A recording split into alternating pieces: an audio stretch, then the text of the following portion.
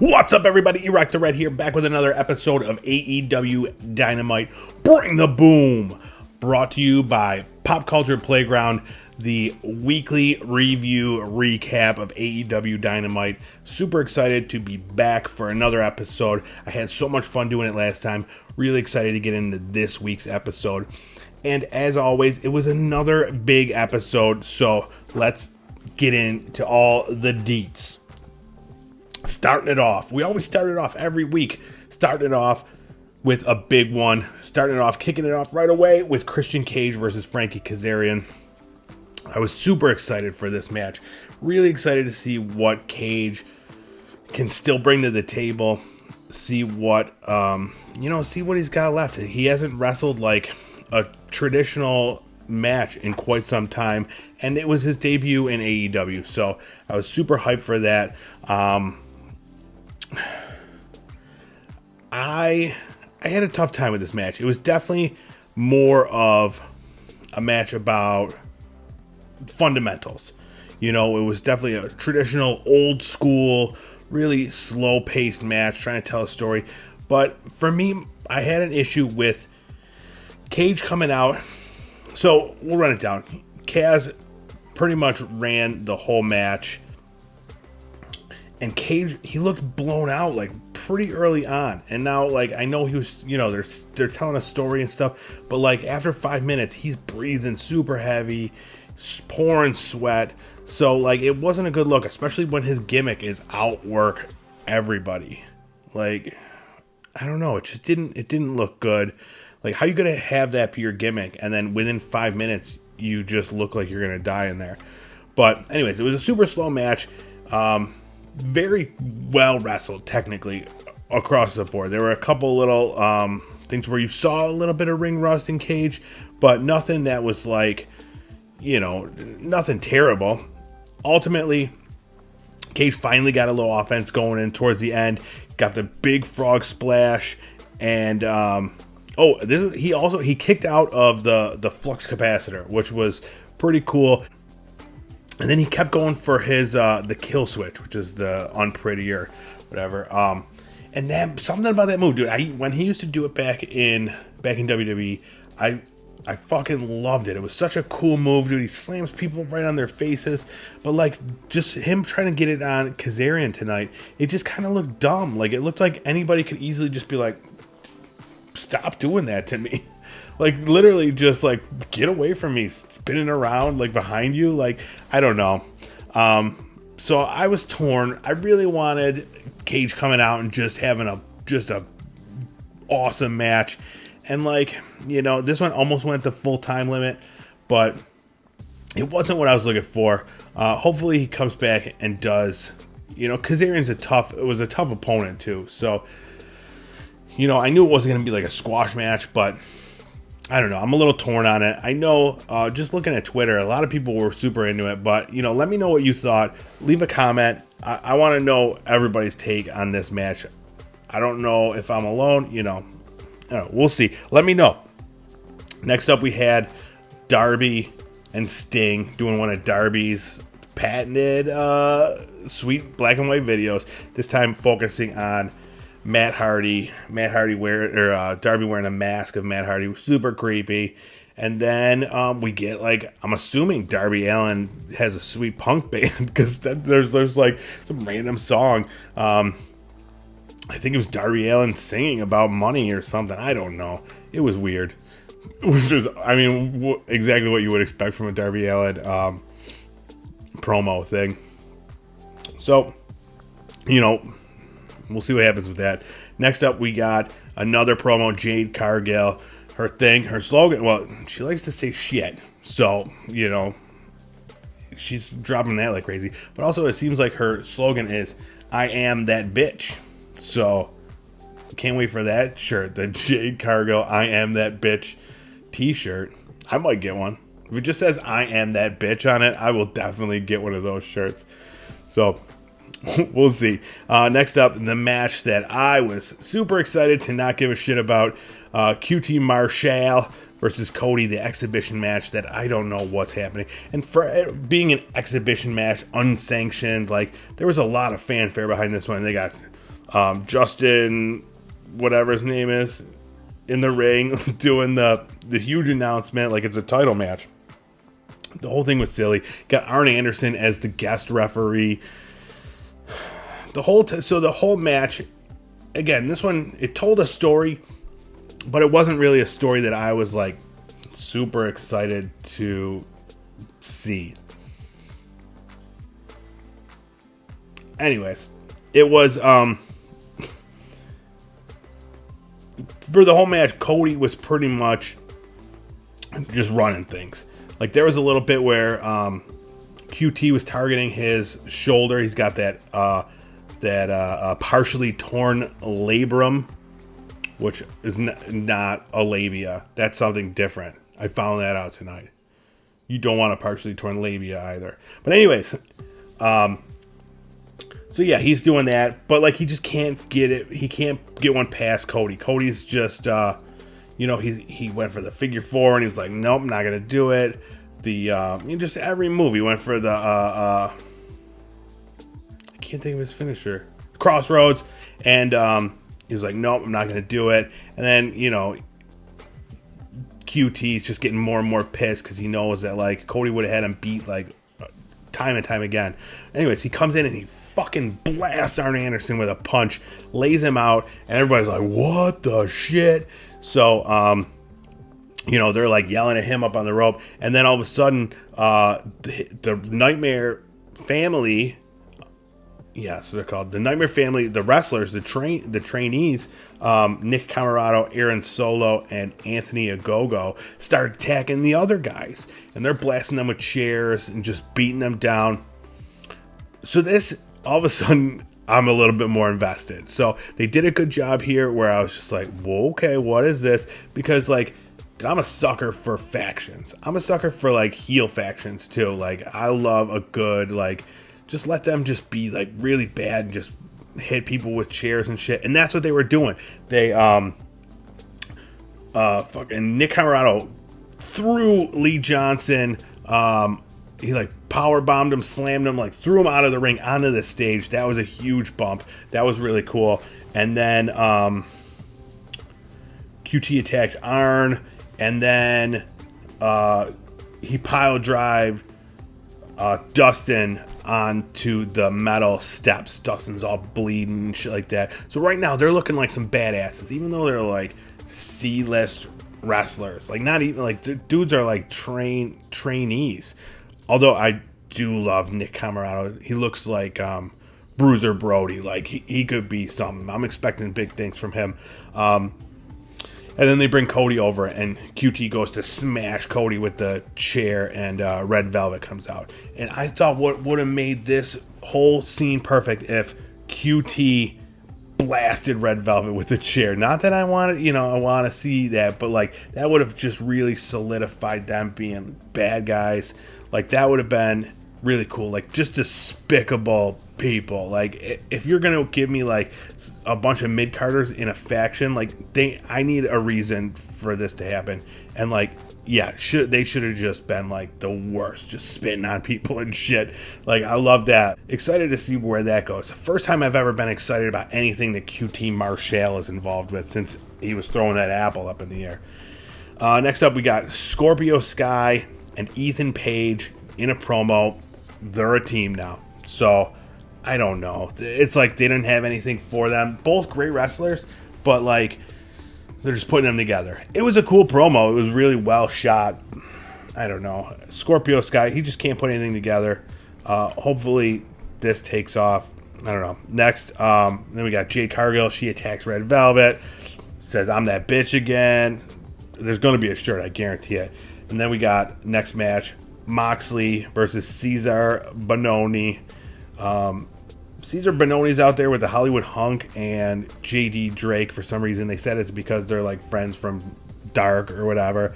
I don't know. There's a lot of trios and tag teams, tag teams and factions coming up. So I don't know. I don't know if it's too much. Like I said, I'm a sucker for factions. So like, I don't know if it's too much just yet.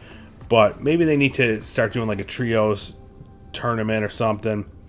Anyways, this match is exactly what you'd expect. Moxley just takes it to Bononi. Even with the Hollywood Hunk and JD Drake interfering in the match, the Hollywood Hunk gets blasted with the paradigm shift, and then Cesar Bononi gets put to sleep with the sleeper hold. After that, we go to Team Taz, check in with them. Same shit as last week. They're like, oh, we're okay. And then, like, Cage and Ricky Starks are, like, bitching at each other. So, I'm sure, have, like, 6 more promos of that saying they're okay. I don't know. We'll see. They did have a match on Dark that I didn't see. And I guess that progressed the story. But I'll have to check that out. Next, we're going to what I was excited for the most, the Pinnacle. MJF giving the Pinnacle, he's presenting them with their gift. And their gift is a personal stylist. Very exciting. And he's gonna bring in a decorator for the locker room that they're in. And then he goes to open the bathroom door because he's like, oh, it stinks like shit in here or whatever. And right there, Inner Circle, just standing there. I don't know how long they were waiting in the bathroom for. Probably too long. I don't know. Hopefully, Jericho didn't make a giant Duke in there.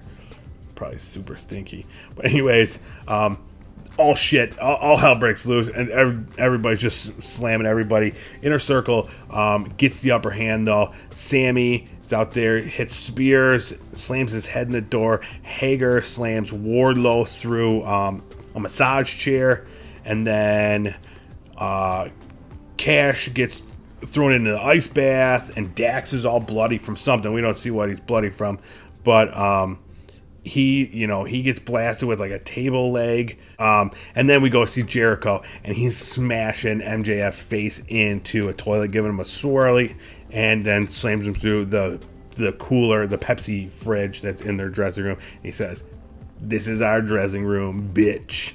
So that was pretty awesome. Excited to see the Inner Circle back and not taking any shit. A little disappointed with how quickly, like, the Pinnacle got destroyed. They're supposed to be, like, this next up-and-coming, like, the 4 Horsemen. They're supposed to, and they got beat the fuck out of in this match. So, or in this backstage beatdown thing. So, yeah, that was a little disappointing, but it was really cool, like, just seeing, like, the Inner Circle just taking back what's theirs. And they literally took back what's theirs, because at the end you see Jericho putting the sign back on their dressing room, and it's like, all right. And then they went back inside. So it was a really cool segment. Interested to see how the Pinnacle react to that. Next up, we got Young Bucks with Alex Marvez, another one of these. And guess who shows up? It's Don Callis. This time, Nick and Alex immediately just bounce the hell out. They're like, all right, I'm done with this loser.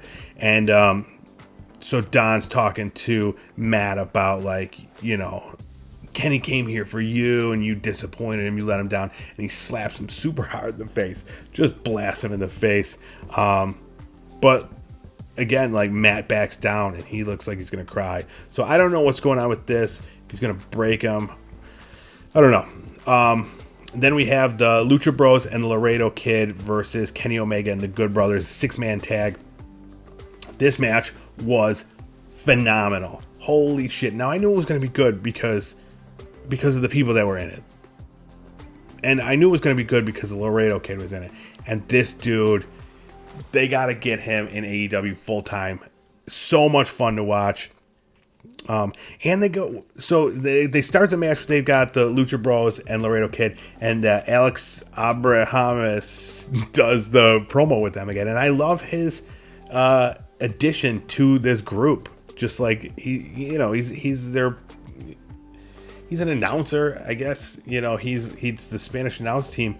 But, like, when he gets with them, he's got, like, this edge, and he's just, like, it's pretty cool. I like it. So immediately kicks off the Lucha Bros, toss Laredo Kid onto the Good Brothers and Kenny Omega, and then Phoenix walks the ropes and blasts, or does this amazing moonsault, saved by Gallows, because he almost missed everybody. So that was good on Gallows.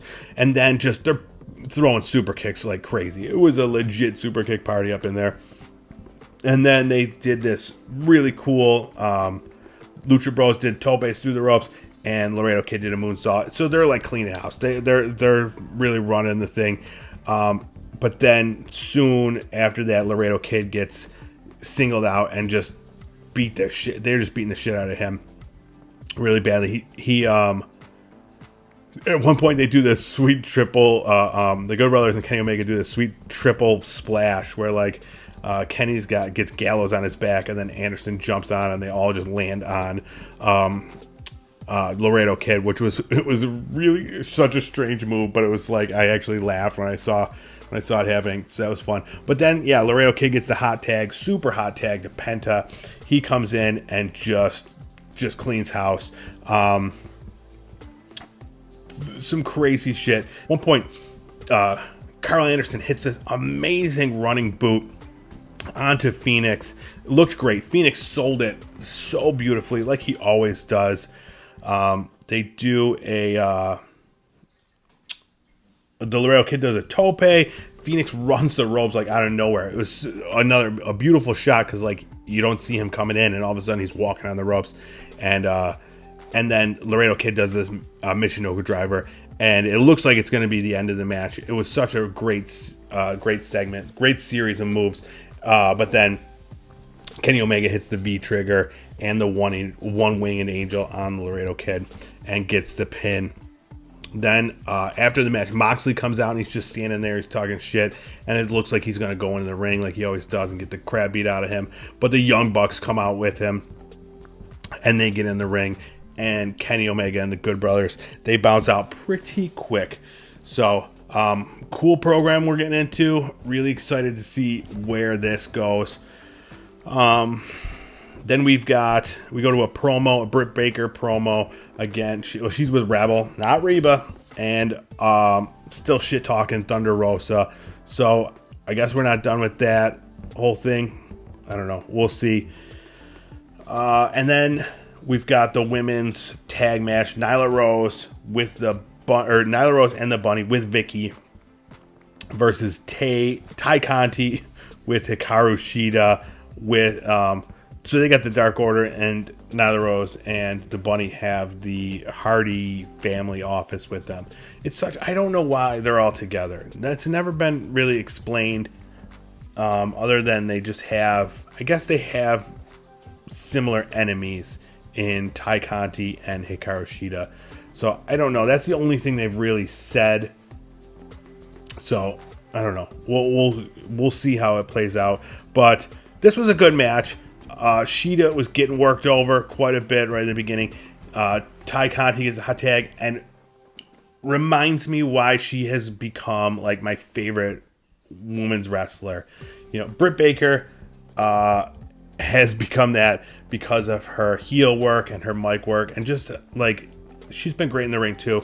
But Ty Conti has just been crushing it in the ring, just doing some amazing shit. So that was really, really fun to watch. And then all hell broke loose. The Dark Order is fighting the Hardy family thing. We didn't have Johnny Hungy out there. I think that's the problem. He dislocated his shoulder last week, so he was not there. Or at least I didn't see him. And I think he would have made the difference. It would have been, Dark Order just beating the shit out of everybody. But, and then in the ring, we've got Ty Conti hits the Ty KO for a close pinfall. But then Allie, the ref gets distracted. Allie hits Ty with the kendo stick and then gets her with her finishing move down the rabbit hole, I think it was called, for the win. So that was a good match. Some good heel work by Nyla Rose and the Bunny to get the management involved, and Matt Hardy got involved a bunch of times. So it was a good match. I don't know what they're doing with this group, with any of these group of people, but it was still an enjoyable match. Next up, they announced Jurassic Express is going to wrestle Bear Country next week, and we saw a promo with Jurassic Express where they're talking about like Godzilla versus Kong. It was just a funny thing. I'm very much looking forward to that match. The Bear Country I've enjoyed Bear Country since they've been around for a long time on the indies, and I was really excited when they came into AEW. And I'm a big fan of them, so I'm glad that they're getting their time. So this should be a great match. Very excited for it. Next up, we've got the main event. It's the Arcade Anarchy match. Miro, Kip Sabian versus the best friends, Chuck and Orange Cassidy. They come out to Orange Cassidy's, well, I don't know if it's just going to be Orange Cassidy's music or if it's going to be the best friends music. I think it was just sold as Orange Cassidy's music. But anyways, it's the Pixies, Where's My Mind. Great opening entrance music for Orange Cassidy. Very happy about that. I read the article that like Tony Khan really tried to get Jane by Jefferson Starship, and they like never returned his phone call or just like didn't even respond to him trying to like buy the rights to that song. So it's a bummer, but Pixies is a fantastic song and it really fits, so glad to see that. But they got like this all these like arcade things set up around the ring, some great old school cabinets. They got like a wall of prizes for like 10,000 tickets. You could get like a chain, which is a value because I can't get like a pencil eraser for less than 20,000 tickets at my local arcade. So I would gladly take a chain, like a long chain for 10. They got like a whack-a-mole, air hockey, and you could tell which ones someone was going to get smashed into. There were like some really nice like classic cabinets, and then like some things that were just like pieced together very like willy-nilly.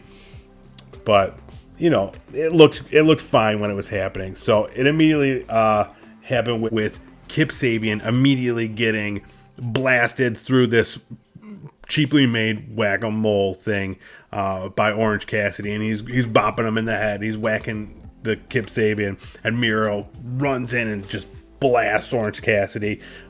So that was cool. What else? Chuck got suplexed onto a barricade by Miro, or should I say Charles? I don't know, he has so many names. Sexy Chucky T, Chuck, Charles. Then Miro is getting beat by Chuck with a kendo stick and Orange Cassidy with a trash can lid. And Orange Cassidy is just laying into these trash can lid shots. Like, dude, I don't know if Miro pissed him off or something, but he's just blasting them. And then they end up piling on like the barricade, a table, all this shit on top of him, and they go for the pin. Sabian comes in, breaks that up. And then Chuck's got a teddy bear. He's taking it into the ring with Kip Sabian. I'm like, what the hell's he going to do with this? Inside the teddy bear, a whole bunch of Legos. Dumps the Legos out. Ultimately, though, he gets power bombed onto the Legos. Goes for a pin. That gets broken up. Orange Cassidy hits the beach break and the orange punch onto Kip Sabian. Looks like it's going to be the win. And Penelope pulls Aubrey out of the ring to stop the 3 count. And then all of a sudden, out of the claw machine, Chris Statlander bursts out, starts blasting Penelope, ends up slamming her through the air hockey table. She's out of commission. Super excited to see Chris Statlander back in AEW. She's been out for a long time, and she has definitely been sorely missed, which has been one thing that the women's division needs. Excited to see her back in the mix. So yeah, Penelope's out, Statlander's out, Miro has got a chair, and he is beating the crap out of Orange Cassidy and Chuck. They start crawling out of the arena, and we see a van coming towards us, and it is Trent. He's back. His mom, Sue, is bringing him to the arena, and he runs out, and the 3 of them, Trent, Orange Cassidy, and Chuck, start beating up on Miro. But he's fending them off, and this part I didn't like. I was really annoyed. Miro's basically no-selling these shots. Like, I mean, Trent is brand new. He's fresh. He's looking sexy in his sweet jean jacket vest thing. And, you know, and he can't do anything. Miro is like, I mean, he should have at least, like, gotten beat down and then, like, hulked up. Everybody likes a good hulking up, you know? But, no, he's just, like, pushed him away and went and grabbed the shittiest looking arcade cabinet thing. It said Mortal Kombat 2 on the side. And then you lift it up and it looks like it's made of, like, cardboard. It's not even a screen. It looked like a piece of paper that said, like, 10 tokens. It was so bad.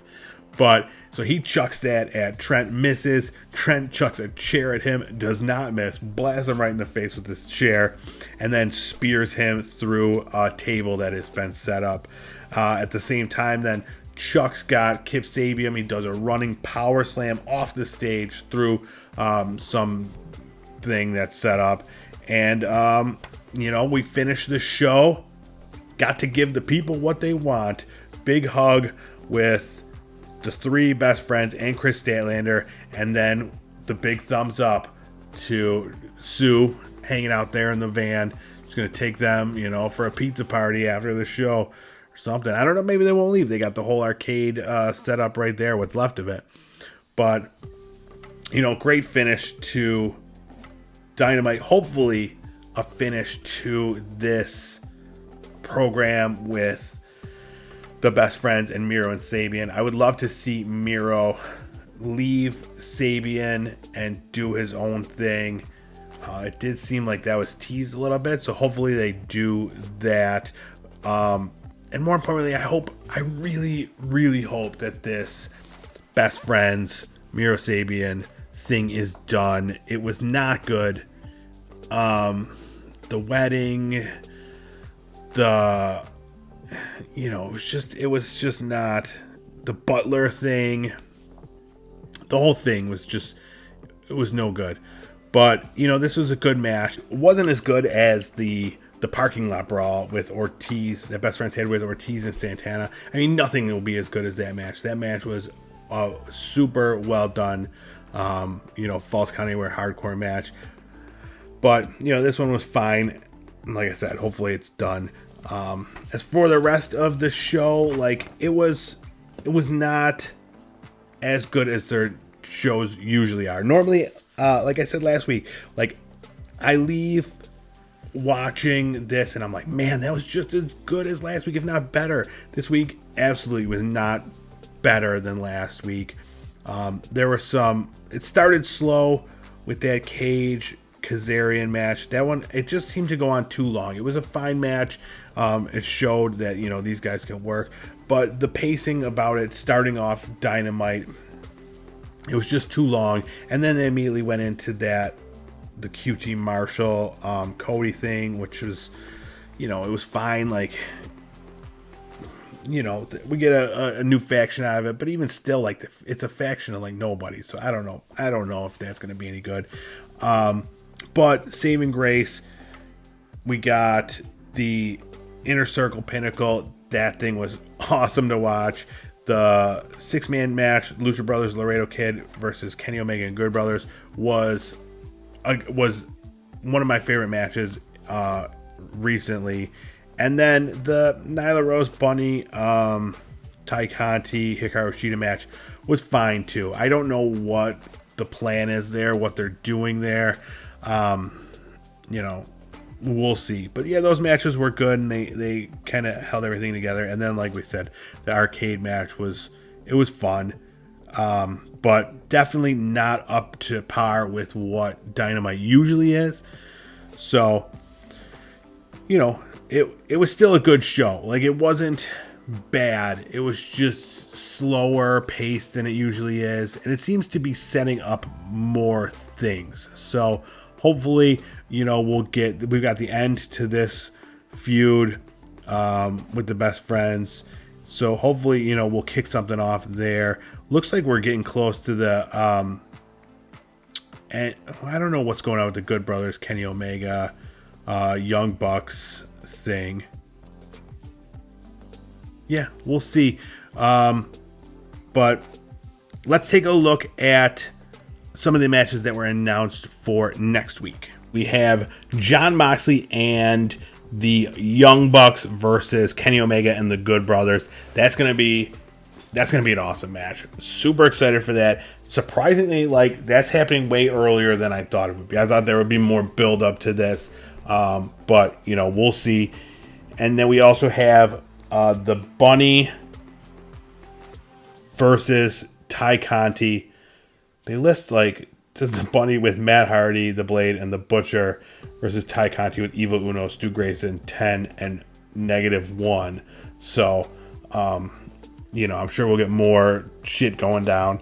Darby Allin versus JD Drake for the AEW TNT Championship.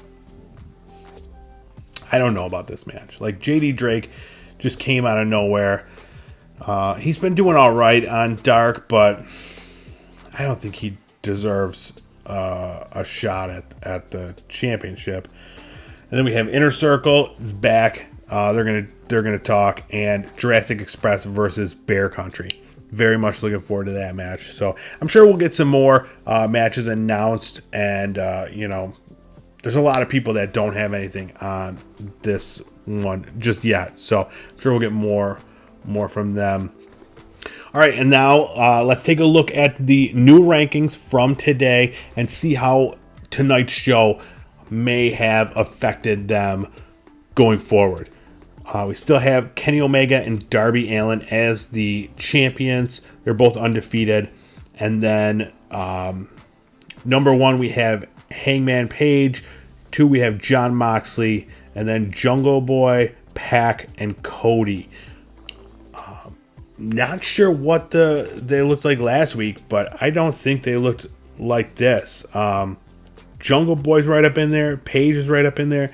Unfortunately, like, they're giving title shots to nobodies for Darby Allin, and Kenny Omega is off doing his. He's not going to have any matches until, I don't know, he's got the Impact title match coming up. So it seems weird. Unfortunately, like, yeah, there's no movement for either of those titles from the rankings. So, what the fuck are we having rankings for if, like, they're not going to really have any effect on who's getting title shots? So I kind of disagree with that, but we'll see. As long, I'm happy Hangman's up there. Like, get him into something, and and we'll see. And Jungle Boy, that's fantastic too. So that's pretty great. And then we have women's. Hikaru Shida still champion, undefeated, and Ty Conti still number 1. I'm very much eager for that title match. That's going to be great. I say give her the belt. Shida's had it for a long time. And Ty Conti's a workhorse. Look at that, 9-2. And then we have Red Velvet, undefeated. Ryo Mizunami, 6-1. She's been on Dark quite a bit, doing her thing, pulling that invisible rope and shit like that. I don't know. Britt Baker, 4-1, and then Nyla Rose, 5-2. So, as far as this goes, we saw a little. Nyla Rose had a match, and they won that match. Red Velvet got beat up by Jade Cargill. So I think the only thing that we'll see, Ty lost the match, but it was a tag match. So I don't know if it'll affect. I don't think it's going to affect her singles rating here. But, I want that title match to happen sooner than later. I know they're like tagging right now. So, but get that going. And I think it's time for Shida to drop the belt. And then set up Ty versus Britt. Give Britt the belt. That's how I would do it, But who am I? I'm just some asshole talking about wrestling. And lastly, we've got the tag rankings. Young Bucks, 2-0, still the champions. SCU, still number 1, 8-0. And then we have Jungle Boy and Luchasaurus, 4-0. Butcher and the Blade are right up in there now. Third, 4-0. And then Silver and Reynolds, 4-0. And FTR, 2-0. So, there's some things happening. I love Butcher and Blade. So I'm glad they're in there. I want to see the good things for them. They're my hometown boys. So excited for that. And then Dark Order, like, just, keep Silver and Reynolds up in there. Interesting to see what's going to happen with SCU. Like, they keep teasing that, they'll break up if they lose. Haven't lost, but we talked about it last week. Like, get them a title shot. Unfortunately, like, we have these rankings every week, and like none of the current stories going have anything to do with rankings or championship titles. Like, the Young Bucks, who are the champions, are, they're doing this thing with Kenny, who is also the champion, and the Good Brothers. So it's like those belts have just kind of been out of action for a little bit. So I would love to see something. I don't want the Young Bucks to lose, and I definitely don't want them to lose the belts to SCU. But, I just feel like, again, it's like, why are we having rankings if they're really not going to have any impact on what's going on? So, and then, like, on top of that, like, most of the rankings, like, where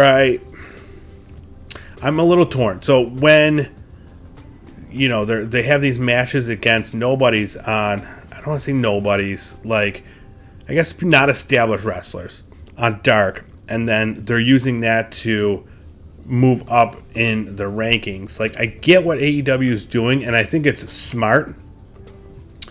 And at the same time, they're saying, like, I don't know if they're saying, but, like, to me, it's like, okay, these people are working hard. They're doing these Dark matches, so, like, they're getting up in the rankings. But, like, they're not beating anybody.